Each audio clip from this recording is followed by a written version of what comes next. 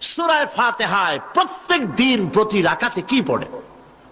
প্রতিদিন প্রতি রাকাতে এই কথাই আমরা বলি, ইয়্যাকা না'বুদু ওয়া ইয়্যাকা নাস্তাঈন। পড়েন সবাই আমার সাথে, ইয়্যাকা না'বুদু ওয়া ইয়্যাকা নাস্তাঈন। আয় আল্লাহ, আমি একমাত্র তোমারই কাছে সাহায্য কামনা করি, আমি তোমার ইবাদত করি, তোমারই গোলামি করি, তোমারই কাছে সাহায্য যাচিয়া করি, আর কারো কাছে সাহায্য চাই না, আর কারো গোলামি করি না। মানুষের অবস্থা তো সবসময় একরকম থাকে না। অর্থনৈতিক বিপর্যয় হইতে পারে, টাকা পয়সা নাও থাকতে পারে, অশান্তি থাকতে পারে। আল্লাহ পাক তার নবীকে কি বলেছেন দেখেন, ফাইদা ফারাগতা ফানসাব ওয়া ইলা রাব্বিকা ফারগাব। আল্লাহ পাক বলেন, যখন তুমি খালি হাত হয়ে যাবে, দাঁড়িয়ে যাবে, আর আল্লাহ পাকের কাছে মিনতি জানাবে। সুবহানাল্লাহ। খালি হাত হয়ে গেছো, দাঁড়ায় যাও, আল্লাহর কাছে মিনতি করো, আল্লাহর কাছে চাও। বুখারী শরীফ এসছে, স্যান্ডেলের ফিতা কাছে যদি ছেড়ে, তাহলে আল্লাহর কাছে চাও। কার কাছে চাইবেন? আল্লাহর কাছে চান।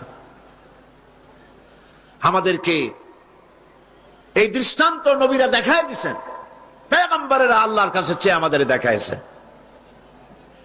হযরতে ইব্রাহিম আলাইহিস সালামকে আগুনের ভিতরে যখন ফেলাবার ব্যবস্থা হয়েছে, তাকে যখন আগুনে ফেলা হচ্ছে, হযরত জিবরাইল বলেন, ইব্রাহিম আমার কাছে সাহায্য চাও, আগুন থেকে বাঁচায় দেব। হযরত ইব্রাহিম ভয় পেয়ে সাহায্য চাইছিলেন। এগুলো শোনার পরেও আমাদের ঈমান মজবুত হয় না। হযরত ইব্রাহিম বললেন, জিবরাইল গো, তোমার কাছে সাহায্য আমি কেন চাইবো?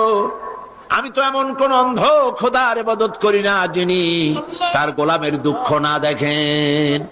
আমি আগুনে পড়ে গেলে আমার আল্লাহ রাব্বুল আলামিন যদি খুশি হন, তাহলে আমার আল্লাহকে খুশি করার জন্য 1000 বার পড়তে রাজি আছি। সাহায্য তো আল্লাহর কাছেই চাইতে হবে। আল্লাহর ইচ্ছা নাই ইব্রাহিম আগুনে পড়ুক, এটা কি আল্লাহর ইচ্ছা ছিল? ইব্রাহিম আলাইহিস সালামও পরিণতি জানেন না, তিনি কি পড়বেন, পুড়বেন না বাঁচবেন জানা ছিল না। পরীক্ষায় তিনি পাশ করলেন। আগুনের ভিতরে যখন ইব্রাহিম আলাইহিস সালাম পড়ে যাচ্ছেন, আল্লাহ রাব্বুল আলামিন আগুনের প্রতি হুকুম দিলেন, ইয়া নারু কুনি বারদাও ওয়া সালামান আলা ইব্রাহিম। আগুন, আমার ইব্রাহিমের জন্য শান্তিদায়ক ঠান্ডা হয়ে যা। বলেন, আর কি ক্ষমতা থাকবে আগুনের? আর জ্বালাবার ক্ষমতা থাকবে? জ্বালাইতে পারছে? পারে নাই। আল্লাহকে বিশ্বাস করুন এইভাবে করে। কোন মাজারে টাকা দিবেন না, পয়সা দিবেন না, আগরবাতি দিবেন না, চান্দা মান্দা দিবেন না। যা চাওয়ার, যা বলার সরাসরি বলবেন। কাকে? কারে বলবেন? আল্লাহ পাক পরিষ্কার করে কোরআনের মধ্যে সব দৃষ্টান্ত দেখাইছেন। হযরতে ইউনূস আলাইহিস সালামকে মাছে যখন গিলে ফেললো, বেরোবার কোনো পথ নাই, কোরআনে কারীম এই কথা দুনিয়াবাসীদের জন্য, মুমিনদের জন্য তুলে দিয়েছেন। ওয়াদান্নুন إذ ذهب مغاضبا فظن أن لن نقدر عليه فنادى في الظلمات أن لا إله إلا أنت سبحانك إني كنت من الظالمين। অন্ধকারের ভেতর থেকে ইউনূস আলাইহিস সালাম চিৎকার মারলেন, ফানাদা ফিজ জুলুমাত। পানির অন্ধকার, মাছের পেটের অন্ধকার, রাতের অন্ধকার, ত্রিবিধ অন্ধকারের মধ্য দিয়ে ইউনূস আলাইহিস সালাম ডাক দিলেন আল্লাহরে। আল্লাহ শোনে নাই। রব্বুল আলামিন বলেন, فاستجبنا له ونجيناه من الغم وكذلك ننجي المؤمنين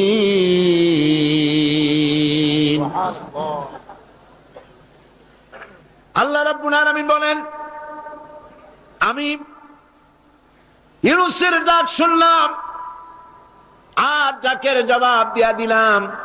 মাছের পেটের ভিতরে যন্ত্রণা শুরু হয়ে গেল, ব্যথা শুরু হয়ে গেল। মাছ আর পানির মধ্যে থাকতে পারলো না। মাছ উপরে চলে এলো, কেনারায় চলে গেল। মাছ ববি করে ইউনূস আলাইহিস সালাম রে ফেলে দিল কিনারে।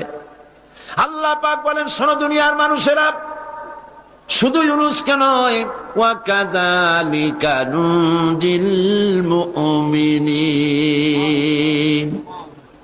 মুমিনেরা যখনই বিপদে পড়বে আমারে যদি ডাকে, আমি এইভাবে করে, ওয়া কাযালিকা, এইভাবে করে আমি বিপদ থেকে বাঁচায় দেব। সুবহানাল্লাহ। সুতরাং আল্লাহ পাকের এই কোয়ালিটি বুঝতে পারলে এটাই হলো তাওহীদ।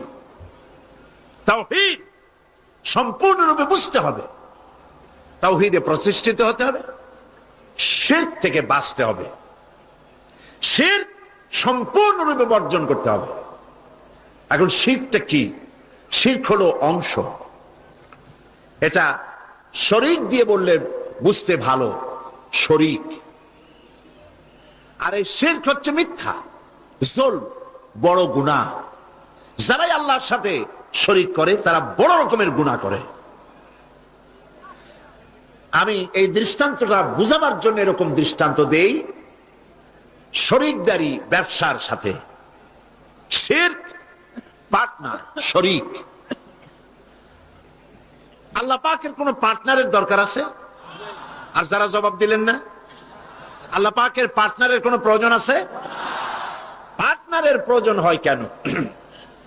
ধরেন ব্যবসা করবে কেউ, তো ব্যবসা করতে গেলে, পার্টনারশিপ বিজনেস করতে গেলে অভাবের কারণেই পার্টনার খোঁজে। পুঁজি আছে যা, সেই টাকা দিয়ে ব্যবসা চলবে না, একজন পার্টনার লাগবে পুঁজিওয়ালা। পুঁজির অভাবে মানুষ পার্টনার খোঁজে। আবার পুঁজি আছে কিন্তু বুদ্ধি নাই, লাইসেন্স নাই। বুদ্ধিওয়ালা লাইসেন্সওয়ালা একটা লোক পার্টনার হিসাবে নিতে চেষ্টা করে পার্টনারশিপ বিজনেসে। 3 নম্বরে পুঁজিও আছে, বুদ্ধিও আছে, লাইসেন্সও আছে, কিন্তু বয়সটা এমন যে এই বয়সে ব্যবসা করার মতো বয়স নাই, স্বাস্থ্যটা খারাপ। এই 3টা কারণে মানুষেরা পার্টনারশিপ বিজনেস করে। এখন আল্লাহর সাথে শরীক করলে আল্লাহ সহ্য করেন না, কারণ হলো আল্লাহর তো এই 3 অভাবের কোনো অভাব নাই। বুঝে আসে নাই মনে হয়? আল্লাহর পুঁজির অভাব আছে? আচ্ছা, আল্লাহর পুঁজি আছে কিনা তা আল্লাহর কাছেই জিজ্ঞেস করি। কেউ যদি আল্লাহকে প্রশ্ন করে তোমার পুঁজি আছে কি নাই, এই প্রশ্ন করার আগে রব্বুল আলামিন কোরআনে কারীমের মধ্যে জবাব দিয়ে রেখেছেন, ওয়াল্লাহু গানিয়্যুন ওয়া আনতুমুল ফুকারা। আল্লাহ হচ্ছেন অভাব মুক্ত, সবকিছুর মালিক তিনি, তিনি গানি। আর তোমরা যারা পার্টনার খোঁজো, তোমরা হলো ফকিরের গোষ্ঠী, মিসকিনের গোষ্ঠী, জুমরাতুল মাসাকিন। আর আমার পুঁজির অবস্থা শোনো, আল্লাহ পাক বলছেন, মা ইনদাকুম ইয়ানফাদু ওয়া মা ইনদাল্লাহি বাক। তোমাদের পুঁজি ফুরায় যায়। গত বছর যা ছিল আস্থা নাই, 50 মণ ধান দিয়েছিলাম, খাইয়া খুইয়া সর্বনাশ করছো। ধান নাই, চাউল নাই, যা দেই সব খাইয়া শেষ করো। তোমাদের পুঁজি ফুরায় যায়। ওমা ইনদাল্লাহি বাক। আর আল্লাহর পাত্র থেকে, ভাণ্ড থেকে যত দেওয়া হয় ফুরায় না, ভরা থাকে। আল্লাহর কোনো পুঁজির অভাব নাই। শুধু তাই নয়, লাহু মাকালিদুস সামাওয়াতি ওয়াল আরদ। আকাশ আর জমিনের সব চাবিকাঠি হচ্ছে আল্লাহর কাছে। সম্পদের চাবি আল্লাহর কাছে। লিল্লাহি মা ফিস সামাওয়াতি ওয়া মা ফিল আরদ, আসমান এবং জমিনের সার্বভৌমত্বের একচ্ছত্র মালিক হচ্ছেন কে? আল্লাহ পাক। এই হলো পুঁজি। তাহলে আল্লাহর পুঁজির অভাব নাই। আর পুঁজির অভাব যখন নাই তখন পার্টনারেরও কোনো প্রয়োজন নাই। এরপরে 2 নম্বরে মানুষ পার্টনার খোঁজে জ্ঞান বুদ্ধির অভাব ঘটলে পরে। ব্যবসা করার মতো জ্ঞান নাই, বুদ্ধি নাই, লাইসেন্স নাই। আল্লাহর কি এরকমের অবস্থা? মহান আল্লাহ রাব্বুল আলামিন বলেন, ওয়াল্লাহু ইয়ালামু ওয়া আনতুম লা তা'লামুন। আল্লাহ সব জানেন, তোমরা জানো না কিছুই, তোমরা কিচ্ছু জানো না। ওয়ামা উতীতুম মিনাল ইলমি ইল্লা কালিলা, সামান্যতম জ্ঞান দিয়েছি তোমাদেরকে, আর সমস্ত জ্ঞানের উৎস কে? কোনো জ্ঞান নাই, সামান্যতম জ্ঞান। আর এই জ্ঞান দিয়ে ওনারা হন বুদ্ধিজীবী। বিরাট বিরাট বুদ্ধি, বুদ্ধি মাথায় এত গিজগিজ করে, বুদ্ধির গরমে মাথায় চুল থাকে না, সবসময় মাথা গরম। কি বুদ্ধি? কইছে দেয়ার ইজ নো গড। সব বুঝছি বলে কি বুঝছো? কইছে দেয়ার ইজ নো গড, স্রষ্টা নাই, আল্লাহ বলতে কেউ নাই। নাউযুবিল্লাহি মিন যালিক। এরকম শয়তান একটা মরছে, ঢাকা বিশ্ববিদ্যালয় ছিল। মরার পর সেই সময়ের প্রধানমন্ত্রী তিনি বললেন, বাংলাদেশের নাকি এই লোক মরায় খুব ক্ষতি হয়েছে। আমি বলেছি ক্ষতি কিছু হয় নাই, বরং ভালো হয়েছে, শয়তান একটা কমছে। এ মরার আগে বলেছে, আমারে কাফন দিবা না, দাফন দিবা না, গোসল করাবা না। কি করবা? তো বলে মরার পর আমারে নিয়ে মেডিকেল কলেজে দিবা, ছাত্ররা আমারে দিয়ে অপারেশন শিখবে, যাতে যাতে মানুষের অপারেশন করে উঠে রুগীরে ভালো বানাইতে পারে। মরার পর তার কথা মতো যখন মেডিকেল কলেজের দিকে লাশ নিয়ে যাওয়া হচ্ছিল, ছেলেরা বলছে, লা হাওলা ওয়ালা কুওয়াতা ইল্লা বিল্লাহ, আমরা মাপ চাই। সারা জীবন আল্লাহরে অস্বীকার করছে। ওই লোকটারে দিয়া কাটা ছেঁড়া শিখা যদি কোন লোকের অপারেশন করি, যাও রুগী বাঁচবে, তাও বাঁচবে না, মরবে। ফিরাও শয়তান। বাডমের মারিচুরিতে ডিপ ফ্রিজের মধ্যে এ শয়তানের লাশ এখনো আছে। লাশের অবস্থা এমন হয়েছে, যদি রাস্তা ভালাইও দেয়, কবর তো হবে না, কপালে নাই, কবর হবে না, দাফন হবে না। আল্লাহর সাথে নাফরমানি করলে কি সাজা হয় আল্লাহ দেখান। আল্লাহরে যদি মানত, গোসলটা হইতো, কাফনটা হইতো, জানাজাটা হইতো, মানুষের দোয়া করতো। কপালে নাই, কপাল পোড়া, আল্লাহরে অস্বীকার করছে বুদ্ধির ঠেলায়। লাশের অবস্থা এমন হয়েছে, এখন যদি রাস্তায় ভালাইয়া দেয়, কুত্তাও খাবে না। কারণ আমাদের দেশের কুত্তা এত অভদ্র না যে এত পচা লাশ খাবে। প্রিয় ভাই, সব আল্লাহ পাক সব জানেন, তোমরা কিচ্ছু জানো না। হ্যাঁ, তোমরা জানবা যদি কোরআনের কাছে আসতে পারো। আসল বুদ্ধি, আসল জ্ঞান কোরআনের ভিতরেই। সুবহানাল্লাহ। এরপরে তাহলে দেখা গেল 2 নম্বর পুঁজিও আল্লাহর আছে। আছে কিনা? পার্টনার দরকার আছে? পার্টনারের দরকার নেই। 3 নম্বরে শক্তির অভাব, সেজন্য পার্টনার খোঁজে। আল্লাহর শক্তির খুব অভাব নাকি? শক্তি টের পাইছেন কিনা? টের পাইছেন কিনা? বুঝে নিয়েন কি কইতে চাই। আল্লাহ রাব্বুল আলামিনের শক্তি কত প্রচন্ড। আমেরিকার বর্তমান শক্তি দেখেই বুঝতে চেষ্টা করেন না। উপর থেকে ভাষা ভাষা কোন জ্ঞান নিয়ে হঠাৎ করে কোন সিদ্ধান্ত নিতে যাবেন না। আমেরিকা এখন যেটা করতেছে, মনে করেন না যে আল্লাহ তারে সব ক্ষমতা দিয়েছে, দুনিয়ার মোড়লগিরি করবে, বাতকবাড়ি করবে।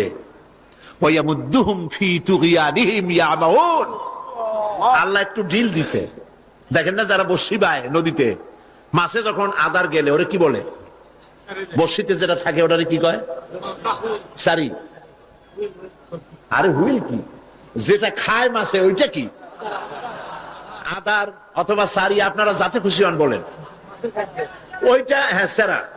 ওইটা মাছে যখন খাইলো, তখনই পাকা শিকারি দড়ি ধরে টান দেয় না, ছুটে যাইতে পারে। গেল ভালো করে। এরপরে জম্মের গেলার পর নারী বুড়িতে বেজায় যায়।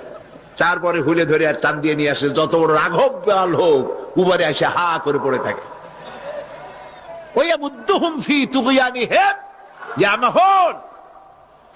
আল্লাহ পাক ঢিল দিয়ে দিছেন, হাত লম্বা করে দিছে। আফগান মারতেছে আমেরিকা বসে, হাত এত লম্বা।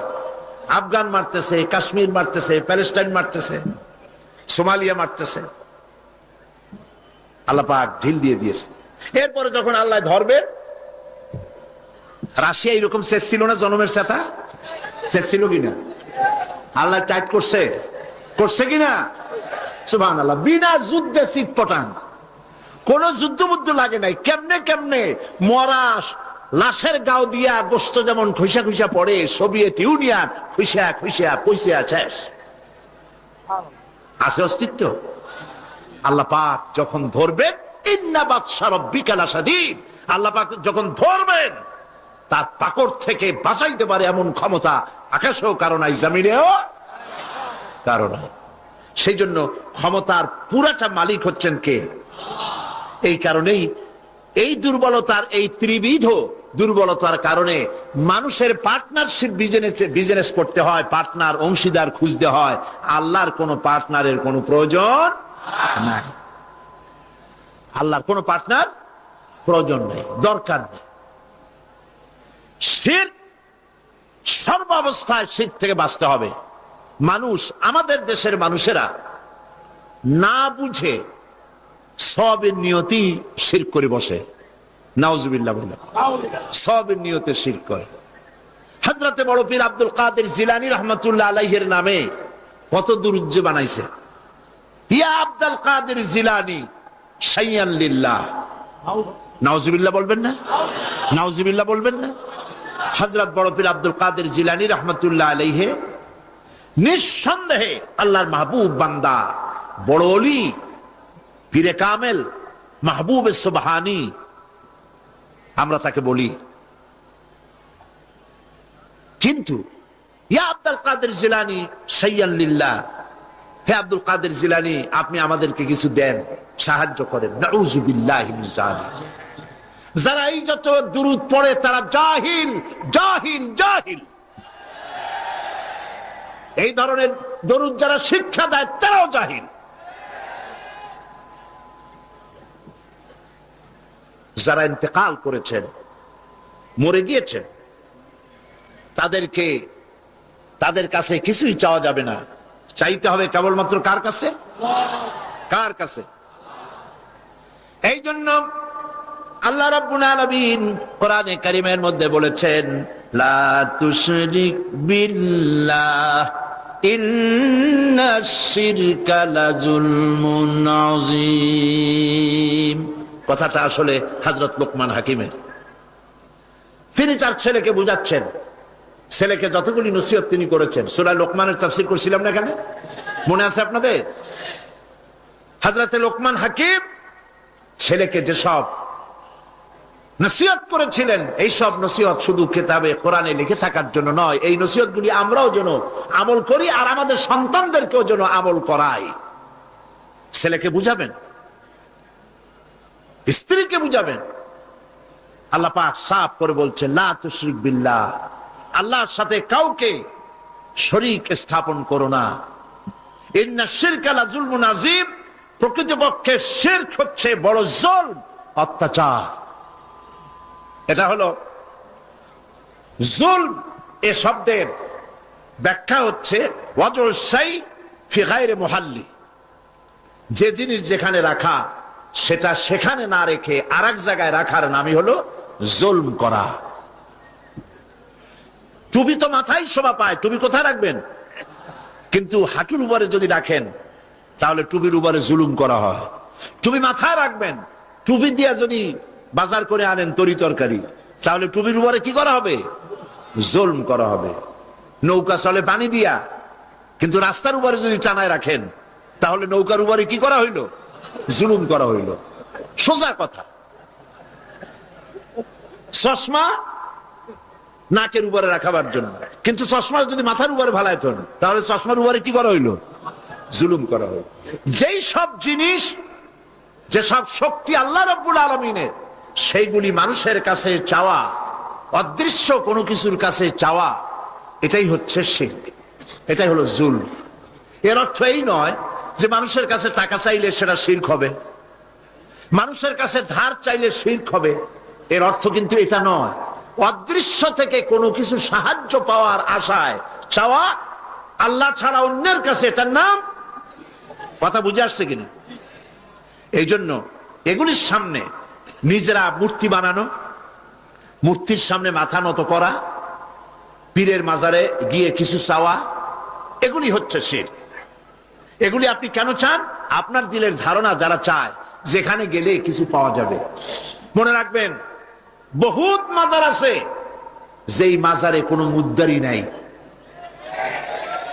সাইনবোর্ড একটা লাগাই দিয়েছে, সাইনবোর্ড একটা লাগানো আছে পয়সা আদায় করার জন্য। মাজারগুলি মানুষের ধর্মীয় অনুভূতিতে আঘাত লাগায়া, ধর্মীয় অনুভূতিতে স্পর্শকাতর কথা বলে তাদের কাছ থেকে পয়সা নেওয়া। আমি ঝিনাইদহ মাগুরা লাইনে একটা মাজার দেখেছি, সেখানে লেখা আছে সাইনবোর্ডে, ড্রাইভার ভাই মাজার বহুত গরম, আস্তে গাড়ি চালাইবেন। তার মানে মাজার বহুত গরম, আস্তে চালাইয়া পয়সা দিয়া মাজার ঠান্ডা করে যান। আমি বুঝি না মাজারে পয়সা লাগবে কেন? মসজিদের পাশে দান বাক্স থাকতে হবে, কারণ মসজিদগুলি এখনো গভর্নমেন্ট চালায় না। ইনশাআল্লাহ এমন গভর্নমেন্ট আসবে বাংলাদেশে যে গভর্নমেন্ট সরকারি খরচে সব মসজিদ চালাবে ইনশাআল্লাহ।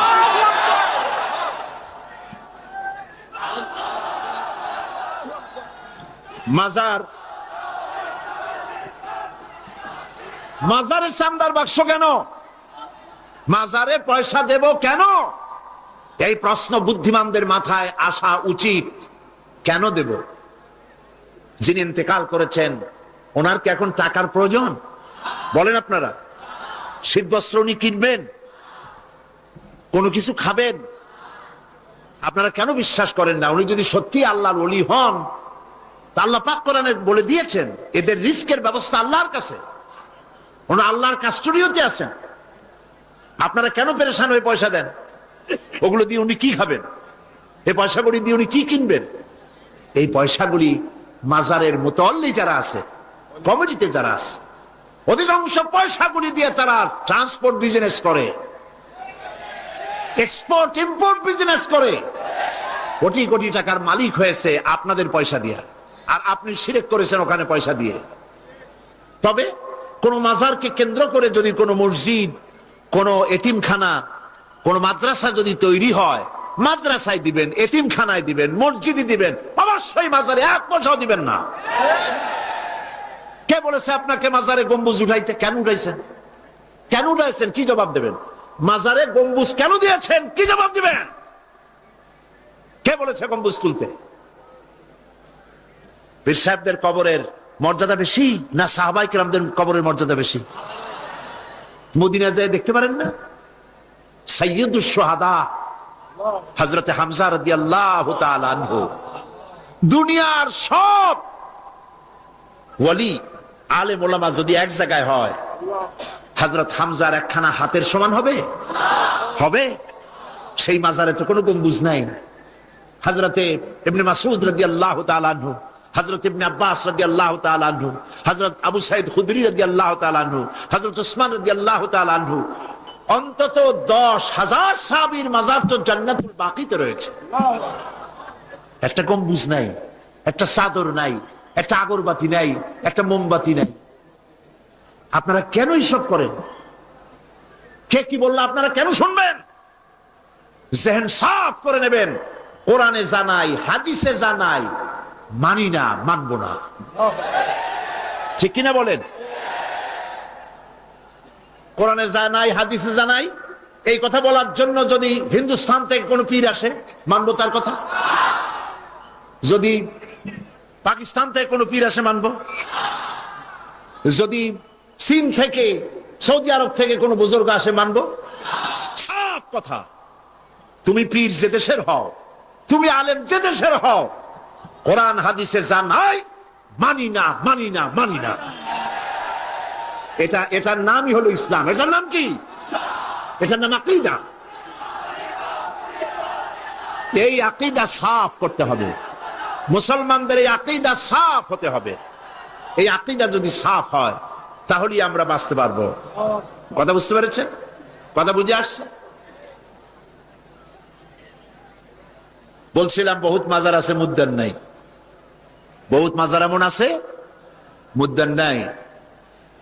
এক কিতাবে আসছে এরকম, একজন পীর সাহেব, তার বাড়িতে এক মাজার এবং বাড়িতে ওরস হয়। তার মুরিদও বাড়িতে একটা মাজার হইছে এবং সে ওরস করে। অন্যান্য মুরিদরা এসে পীর সাহেবরে বললো যে আপনার এই মাজারে, আপনার বাড়িতে আর কি লোক হয়, আর এই মাজারে আর কত লোক আসে? আপনার মুরিদের বাড়ি যায় দেখেন, ওরসে কত লোক আর কি পরিমাণ মানুষ পয়সা করি সেখানে দেয়, ওই মাজার গরম বেশি। পীর সাহেব চিন্তা করলো ওই লোকটা তো আমার কাছে মুরিদ হইছে, ও মাজার পাইলো কই? ওই মুরিদে রাতের বেলা যাইকে নিয়ে কয়, বেটা সত্যি কথা বল, মাজার পাইছো কই? কয় হুজুর মাজার টাজার কি, আপনার কাছে মুরিদ হইলাম, আপনি একটা গাধা দিলেন আমারে, ওই গাধাটা নিয়ে ব্যবসা বাণিজ্য করে কিছু পয়সা পাতি হয়েছিল, হঠাৎ করে গাধাটা মরে গেল, এখন আমি যাই কই, বহুত মুসিবতে পড়ে গেছি। শেষ পর্যন্ত ওই গাধা পাশে নিয়া বহুত চিন্তা করিয়া গাধারে কবর দিয়া আপনি দিছেন, সেই জন্য কবর দিয়া পাশে বসে কাঁদতেছিলাম চোখ বুঝা। হাটবার দিন ছিল, বাজারে যাওয়ার রাস্তা, চোখ বুঝে কাঁদতেছিলাম। সন্ধ্যার সময় চোখ খুলে দেখি আশেপাশে পান, সুপারি, মাছ, তরকারি, টাকা পয়সা।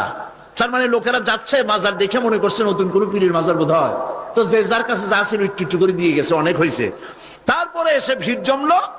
এরপরে কি করব, বহুত চিন্তা ভাবনা করে একটা সাইনবোর্ড লাগাই দিলাম, হযরত গেদা শাহ রহমতুল্লাহ আলাইহির মাজার।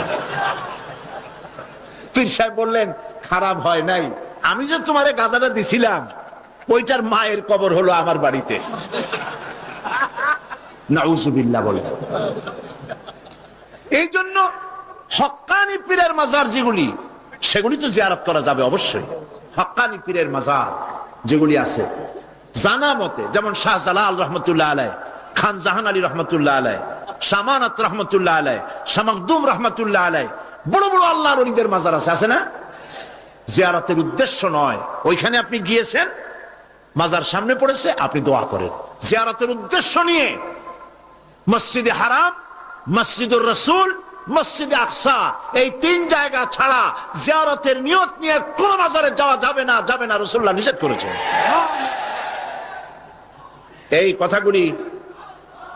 এই কথাগুলি যদি আমাদের মনে থাকে তাহলে আমরা উপকৃত হতে পারবো। বলি আলহামদুলিল্লাহ, বলেন আলহামদুলিল্লাহ। আপনি আমার আল্লাহ কি শুনতে পান না? বলেন পান কিনা? তিনি দেখতে পান, তিনি সব শুনতে পান, সব দেখতে পান। কাজী যা বলবেন আল্লাহকে বলেন। ওয়াইজা সাআলতা ফাসআলিল্লাহ ওয়াইজা ইসতাআনতা ফাসতাইন বিল্লাহ। যা চাইবেন আল্লাহর কাছে চান, যা বলবেন আল্লাহর কাছে বলেন। আল্লাহ পাক বলেছেন আলাইসাল্লাহু বিকাফিন আবদা, আলাইসাল্লাহু বিকাফিন আবদা। আমি কি আমার বান্দার জন্য যথেষ্ট নই? আল্লাহ প্রশ্ন করছেন, আমি কি আমার বান্দার জন্য যথেষ্ট নই? আপনারা বলেন অবশ্যই যথেষ্ট, বলেন সবাই অবশ্যই যথেষ্ট। সুতরাং আল্লাহ পাক হচ্ছেন সর্বময় ক্ষমতার মালিক। আপনার আমার যা প্রয়োজন সব আল্লাহকে বলবো, রাজি আছি? এটাই হচ্ছে তাওহীদ এবং শিরক বর্জন। সর্বাবস্থায় শিরককে বর্জন করতে হবে। হযরতে মুআজ রাদিয়াল্লাহু তাআলা আনহু তিনি হাদিস বর্ণনা করেছেন, নবী করিম সাল্লাল্লাহু আলাইহি সাল্লাম বলেছেন ইয়া মুআজ, তিনবার ডাকলেন। হযরত মুআজ বললেন লাব্বাইক ওয়া সাদাইক। হুজুর বললেন মুআজ তুমি কি জানো বান্দার উপরে আল্লাহর হক কি, আবার আল্লাহর উপরে বান্দার হক কি?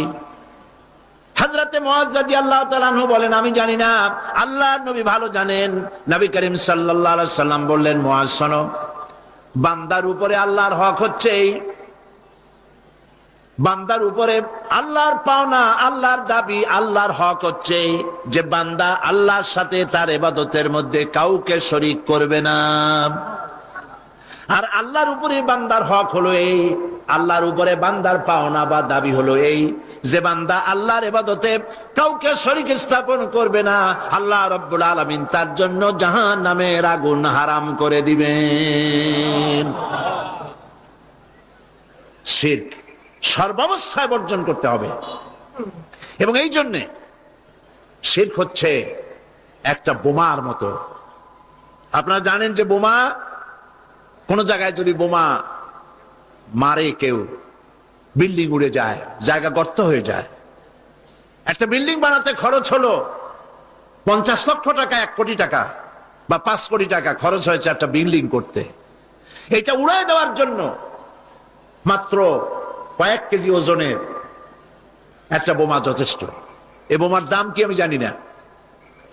একটা বোমা একটা বিল্ডিং এর তলায় রেখে দিল বা দূরে কোথাও রাখলো, এরপরে রিমোট কন্ট্রোল দিয়ে সুইচ অন করলো, এই বিল্ডিংটা থাকবে আস্ত না উড়ে যাবে?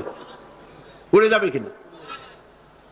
50 কোটি টাকা খরচ করা বিল্ডিংটি সামান্য কয়েক হাজার টাকা দামের একটা বোমা বিস্ফোরণের সঙ্গে সঙ্গে বিল্ডিংটা যেভাবে হাওয়ায় মিলিয়ে যায়, অনুরূপ ভাবে কিয়ামতের দিন শিরক মিশ্রিত আমলনামা নিয়ে যে সব বান্দা আল্লাহর দরবারে হাজির হবে, ওদের ব্যাপারে রব্বুল আলামিন বলেন, ওয়াকাদিমনা ইলা মা আমিলু মিন আমালিন ফাজআলনাহু হাবাআম মানসুরা।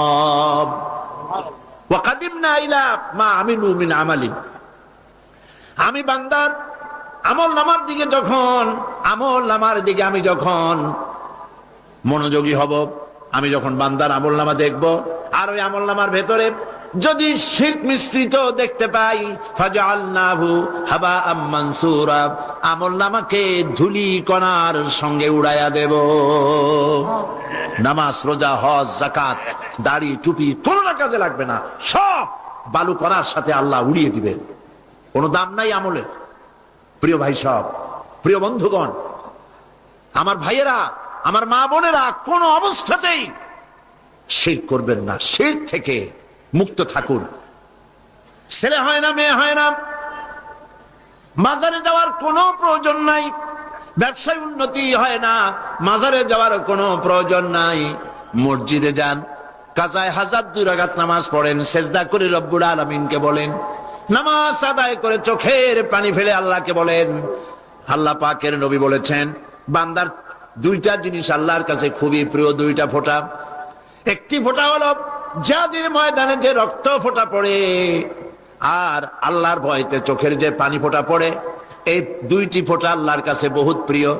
নবীজি আরো বলেছেন, বান্দা যখন কান্দে গুনাহ মাফির জন্য, অভাব অভিযোগের জন্য বান্দা যখন কান্দে, তার চোখের পানি নাকের অগ্রব, নাকের আধা দি আসতে পারে না, তার মধ্যে রব্বুল আলামিন তাকে ক্ষমা করে দেন। আমরা যেন আল্লাহর কাছে চাইতে শিখি, বলেন আমিন। আল্লাহ রব্বুল আলামিনের কাছে আমাদের যা প্রয়োজন, গায়ব থেকে সাহায্য পাওয়ার জন্য যা প্রয়োজন, কাকে বলবো? আল্লাহ পাককে বলবো। ঈমানকে সালিট করতে হবে। সেই কথা কোরআন শরীফ আল্লাহ পাক সূরা বাকারার মধ্যে এই কথার ভিতরে আল্লাহ পাক পরিষ্কার করেছেন, ইয়া আইয়ুহাল্লাযীনা আমানু দুখুলু ফিস-সিলমি কাফা ওয়া লা তাত্তাবিউ খুতুওয়াতিশ শাইতান ইন্নাহু লাকুম আদুউম মুবিন। হে বিশ্বাসীরা, উদখুলু ফিস-সিলমি কাফা, 16 আনা মুসলমান হও, পরিপূর্ণ মুসলমান হও, ইসলামের মধ্যে পরিপূর্ণ দাখিল হয়ে যাও। একদিকে দাবি করবে মুসলমান, অন্যদিকে অমুসলিমদের মতো তোমাদের আকীদা, তোমাদের চাল চলন এভাবে যদি হয়, তাহলে ইসলামে পরিপূর্ণভাবে দাখিল হওয়া হবে না। শুধু নামাজ, রোজা, হজ, যাকাত করি ইসলামে পরিপূর্ণ প্রবেশ করা যাবে না। জীবনের প্রত্যেকটি দিক ও বিভাগ হতে হবে আল্লাহর হুকুম মাফিক, নবীর প্রদর্শিত পথে। কথা বুঝে আসছে আপনাদের? কথা বুঝে আসছে? মুসলমান দাবি করলেই মুসলমান হওয়া যাবে না। জীবনের প্রত্যেকটি ক্ষেত্র ইসলামের মধ্যে ঢুকাইতে হবে, অর্থাৎ ইসলাম অনুযায়ী আমার জীবন পরিচালিত করতে হবে। আমি যেটাই করব আমি খুঁজবো এর মধ্যে আল্লাহর রেজামন্দি আছে কিনা, আমার নবীর রেজামন্দি আছে কিনা। আল্লাহ রসুলের অনুমতি ব্যতি রেখে, তাদের আনুগত্য ব্যতি রেখে আমরা অন্য কোনোটাই করতে পারি না। আল্লাহ পাক এই কথাগুলি আমাদেরকে বোঝার তৌফিক দান করুন, বলি আমিন। জোরে সরে পড়েন লা ইলাহা লা ইলাহা, আরো জোরে লা ইলাহা লা ইলাহা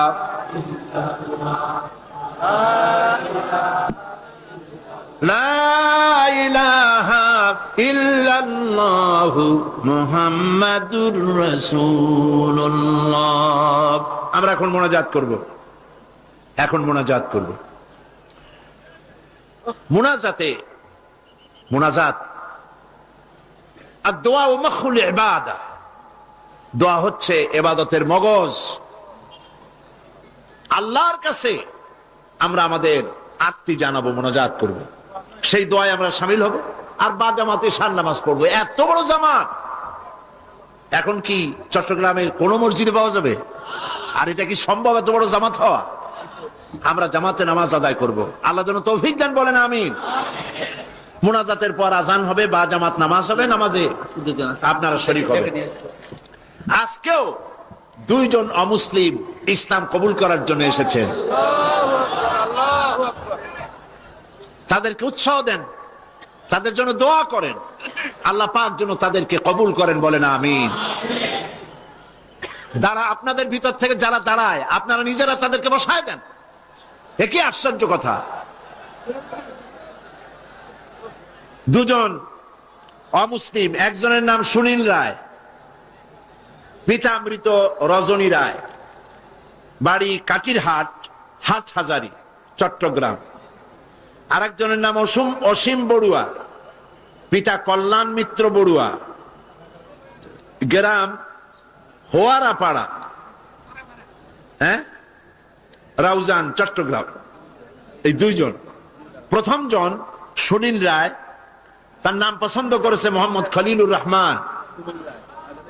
দ্বিতীয় জন তার নাম পছন্দ করেছেন মোহাম্মদ মাসুম বিল্লাহ। এই দুজন এখন ইসলাম কবুল করছে। কই আরেকজন কই? ও মাশাআল্লাহ, কাছে আসো, একটু জোরে জোরে পড়তে হবে। লা ইলাহা ইল্লাল্লাহু মুহাম্মাদুর রাসূলুল্লাহ। আল্লাহ ছাড়া কোন ইলাহ নাই, উপাস্য নাই। মুহাম্মদ সাল্লাল্লাহু আলাইহি ওয়াসাল্লাম আল্লাহ প্রেরিত রাসূল।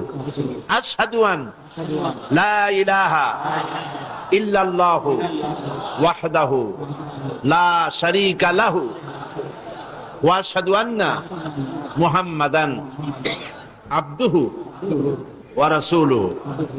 আমি সাক্ষ্য দিচ্ছি আল্লাহ ছাড়া কোন ইলাহ নাই, কোন উপাস্য নাই, তিনি এক, তিনি একক, তার কোন অংশীদার নাই।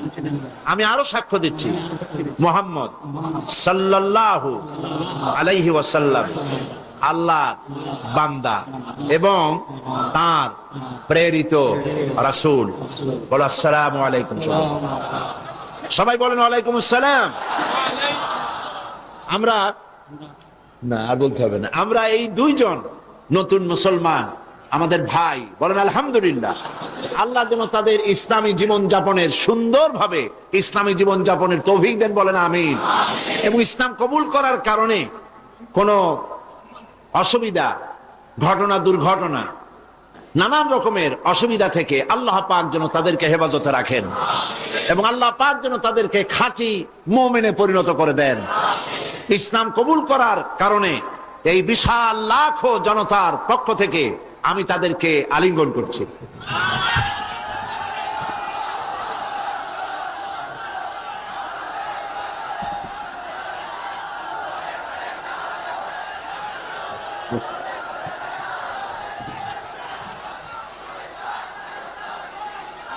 আজকে মুনাজাতের আগে মাত্র কয়েকটি কথা, তাহলে এই গতকালও আমি বলেছি, আজকেও বলছি, মুনাজাতের কথা বলার সময় কিছু লোক চলে যেতে চেষ্টা করেন, এটা ঠিক না, মোনাজাত করেই যাবেন। এটি মনে রাখবেন আপনারা মেহেরবানি করে, মনে থাকবে তো? তারপরে কথা হচ্ছে, গতকালও বলেছি, প্রত্যেক দিন আপনারা পকেটে করে টাকা নিয়ে আসবেন। তাফসিরের মাহফিল জীবনের শ্রেষ্ঠ সম্পদ মনে করবেন এবং একটা বাজেট রাখবেন তাফসিরের মাহফিলের জন্য। আমি গতকাল বলেছি, হযরত মাওলানা শামসুদ্দিন সাহেব খুব পেরেশানিতে আছেন তার সমস্ত লোকজন নিয়ে, যেহেতু অন্তত 20 না 25 লক্ষ টাকা, কত 22,60,000 টাকা, প্রায় ধরুন 23 লক্ষ টাকা তাদের বাজেট। তো এই টাকা, আমার বিশ্বাস, আমার অন্তরের অন্তঃস্থল থেকে বিশ্বাস, এই টাকা যা বাজেট আছে তার থেকে বেশি হবে ইনশাআল্লাহ। আল্লাহ দিবে, বলেন আমিন। তা আপনারা মেহেরবানি করে টাকা নিয়ে আসবেন, বাড়ি থেকে প্রতিদিন আনবেন এবং প্রত্যেক দিন এই বাক্স রাখা আছে না সব জায়গায়, বাক্স আছে, চাদর আছে, আল্লাহর হস্তে আমার মায়েরা, আমার বোনেরা, আপনারা সবাই মিলে টাকা দিয়ে যাবেন। মা বোনদের জন্য আমার শারীরিক কারণে আলাদা কোনো প্রোগ্রাম করতে পারবো না এবার, তবে তাদের জন্য আলাদা আমি একটা দিন আলাদা বক্তব্য রাখবো ইনশাআল্লাহ। এই মাহফিলেই মা বোনদের জন্য আলাদা বক্তব্য রাখবো ইনশাআল্লাহ, বলি ইনশাআল্লাহ। মা বোনেরা, ভাইয়েরা, সবাই মিলে এই মাহফিলের জন্য প্রচুর পরিমাণ টাকা আপনার পক্ষে যা সম্ভব আপনি দিবেন, বন্ধুদের কাছ থেকে আদায় করে দিবেন। আল্লাহ যেন তৌফিক দেন, বলেন আমিন।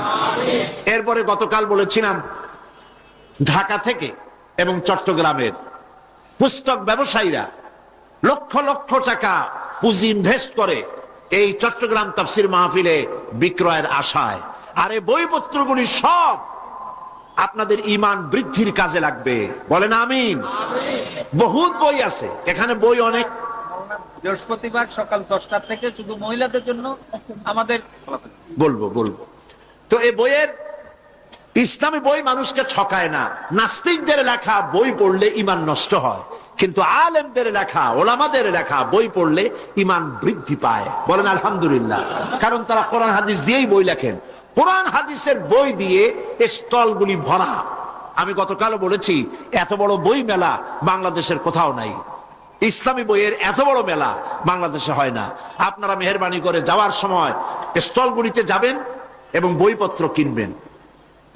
ফাতিহাতুল কিতাব, সূরা ফাতিহা ছাড়া নামাজ হয় না। এই সূরায় এমন কি আছে যা না পড়লে নামাজ হবে না?